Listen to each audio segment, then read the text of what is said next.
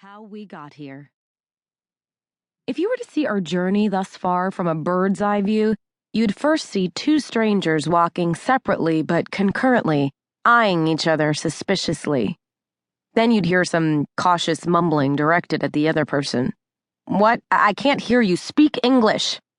This would be followed by a few half-hearted attempts at meaningless, polite chit-chat.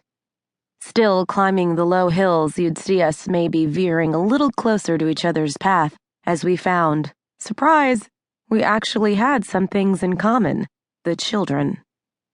Then we'd get distracted by something hard that we had to do together, like deal with a swarm of jungle flies, kids, cross a rushing river, kids, run from wild, howling boars, hungry kids, or construct an intricate, weight-bearing puzzle made solely out of cooked noodles, getting kids to clean up after themselves.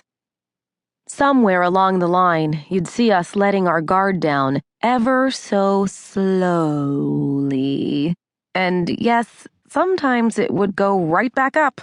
But by the end of the path, we'd have gone through enough stuff together and spent enough time together that we'd be sitting at a coffee shop in Europe, alone. Just us two girls with lots of money and no men.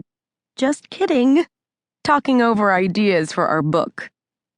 Our book, about how we learned to get along. Our goal.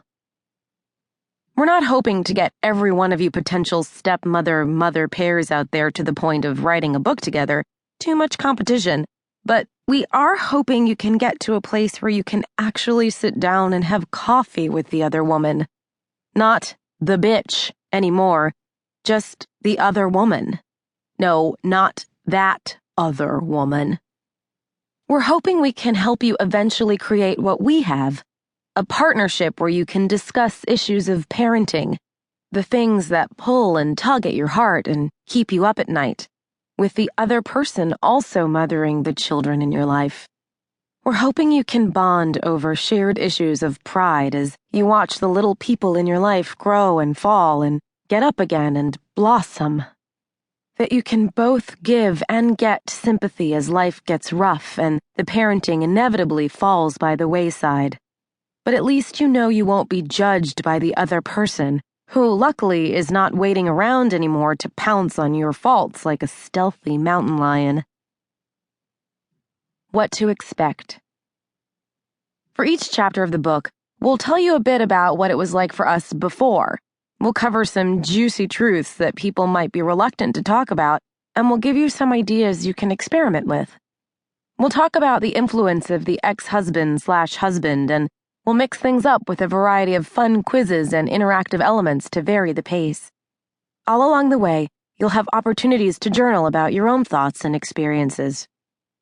We're going to ask you to take a good look around you and get to know where you are, this classically, stereotypically hostile Badlands. We're going to ask you to take a good look at your own crap and own up to all the ways that you've been adding fuel to that big, nasty bonfire. We're going to help you imagine how good it can be and give you something to shoot for. Whew. Exhausting, huh? You're tired just listening to it, aren't you? Why slug through so much mud, you ask? Wouldn't it just be easier to grit your teeth and bear the misery? To say, look, face it. No, really, this particular other woman really is a total bitch. It's hopeless. You don't know my situation. The answer to those questions is in school right now, or perhaps sleeping, or maybe playing with blocks or outside on the swing set, or maybe, like most strapping young American children, is online or watching TV. That's why. The kids. The whole reason you have to deal with the other woman in the first place. As tired and frayed as this phrase has become, please do it for the children.